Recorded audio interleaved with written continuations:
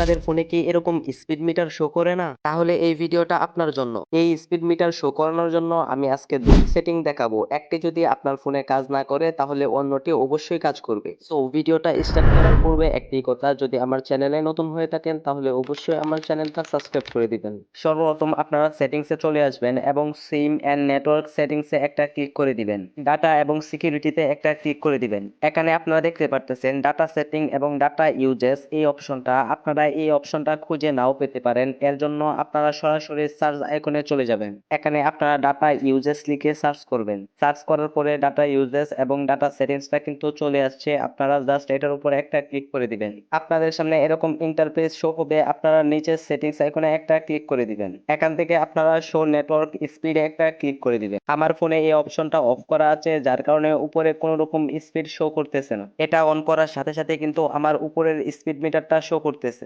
অনেকের ফোনে internet speed metre এই অপশনটা থাকে না। নো টেনশন, প্রোটেক্ট মশাই থাকতে আপনাদের এত চিন্তা কিসের? 2 নম্বর সেটিংটা তো আমি এখনো দেখাই নাই, যেটা সকলের ফোনে সাপোর্ট করবে। এর জন্য সরাসরি আপনারা প্লে স্টোরে প্রবেশ করবেন এবং সার্চ আইকনে গিয়ে লিখবেন স্পিড মিটার। এখানে 4 নাম্বার যে অ্যাপসটা আছে এই অ্যাপসের লোগোটা একটু লক্ষ্য করে দেখে নেন। আপনারা এই অ্যাপটা ইনস্টল করে নেবেন। ইনস্টলের শেষে জাস্ট আপনারা অ্যাপসের ভিতরে প্রবেশ করবেন। তাহলে আপনারা দেখতে পারবেন উপরে কিন্তু স্পিড মিটারটা শো করতেছে। এই অ্যাপসের ভিতর আপনাদের কোনো রকম সেটিংস করতে হবে না, জাস্ট শুধু প্রবেশ করবেন তাহলেই কিন্তু স্পিড মিটার শো করবে। এবং এই অ্যাপসের আরেকটা ফেসিলিটিস হচ্ছে আপনারা প্রত্যেকদিন কত এমবি ইউজ করতেছেন, কত জিবি ইউজ করতেছেন ওয়াইফাই দিয়ে এবং মোবাইল ডাটা দিয়ে সবকিছু কিন্তু উপরে দেখতে পারবেন। সো বন্ধুরা, এই হলো আজকের ভিডিওটা যদি একটু আপনার উপকারে আসে তাহলে আমার প্রোটেক্ট মশাই চ্যানেলটা সাবস্ক্রাইব করে দিয়ে এবং কয় নাম্বার অপশনটা আপনার ফোনে সাপোর্ট করেছে আমাকে একটু কমেন্টে বলে যাবেন।